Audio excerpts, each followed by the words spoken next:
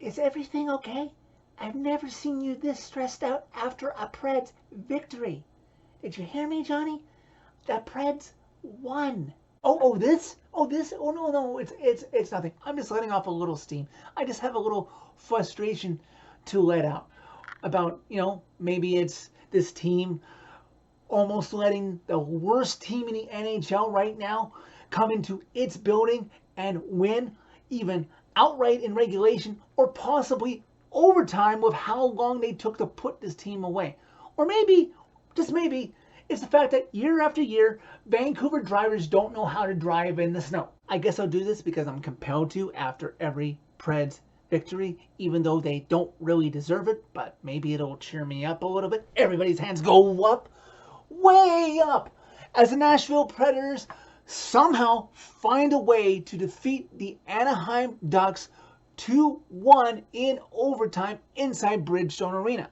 Beating the worst team in the league right now by far is nothing to be proud of. Yeah, I know, it's your first game in 6 days thanks to 2 home games late last week being postponed beyond your control. I'm not blaming you for that, but you should be fresh as a daisy, not rusty as a doornail. Was I watching a World Cup game on ice tonight and not a hockey game with how you managed to be out shooting the Ducks 31-18 and only had 1 goal to show for it? A nice Colton Sissons goal set up by Matt Duchene. You should have been leading by more than that, and you almost gave the game away, and it looked like you were going to with how you let Anaheim outshoot you in the third period after you were outshooting them in the first 2, and then Troy Terry ends up tying the game on bad defense, and maybe Saros should have taken the shot a little seriously, even though I do think it might have been deflected. Leading up to that tying goal by Troy Terry, I thought maybe, just maybe, 21 games into the season, was this the night that UC Saros was finally going to get his first shutout after how he's been playing so much better tonight? Nope, you didn't even let him get that. An underrated thing is, how is Saros not even one of the 3 stars of this game? And then there's overtime. I didn't know what to expect in overtime, especially after Anaheim was allowed to come back. I didn't think you'd get as lucky as you did against Arizona last week. I thought Anaheim was going to win in overtime, or this was going to go to the gimmick and then they were going to win there. And I especially thought Anaheim was going to pull it off after that chance by Philip Forsberg. I know not every single breakaway chance is going to go into the net, but Forsberg at least get it on net. After Forsberg didn't score, I thought, yes, Anaheim is going to deal us our own medicine in our own house like we deserve to have, and maybe this team will finally slap itself in the face, but nope. That's going to be delayed because the Preds, for a moment, remember that they're the Preds and they are the Ducks. And a sweet moment, just a minute left in overtime. Mikael Granlund pinches, he keeps the puck in, he gets it back to Matt Duchene, who fires it to a wide open, I can't believe he was unchecked, it was 3-on-3, there was no power play, Roman Josi, who fires home his 5th of the season past John Gibson, giving the Preds the 2-1 win in overtime. So much left for this team to fix if they expect me to believe that they are a playoff team. Do I think they're a playoff team right now? Still, nope.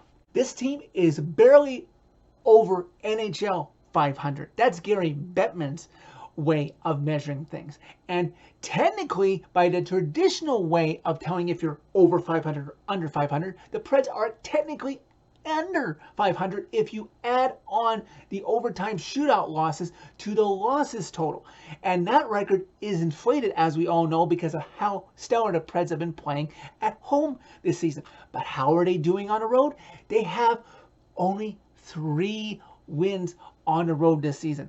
One of them doesn't count because it was on a neutral site in Europe. Another one doesn't count because it was in a comeback win against a bad Vancouver team when you were down 3-0 on the road. So that leaves you with only 1 outright win on the road. This team sucks away from Bridgestone. But they are about to go on a 3-game road trip over a span of 8 days starting on Thursday with some time off after Friday before playing in Tampa next week.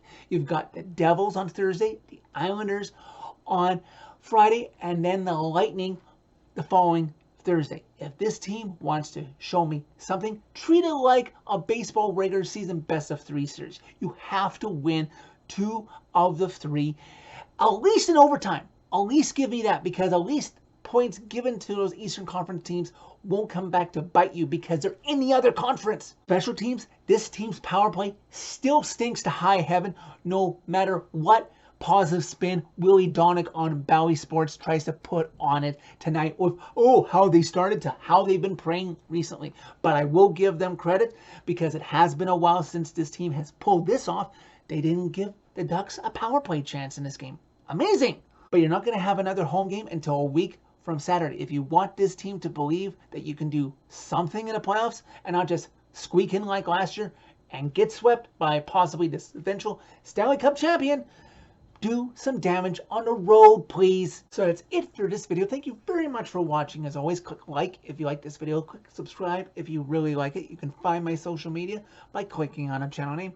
Tell all your friends about Redemption. And PSA to finish this off: if you're gonna drive in the snow, Preds Nation, do it with the appropriate tires. Thank you.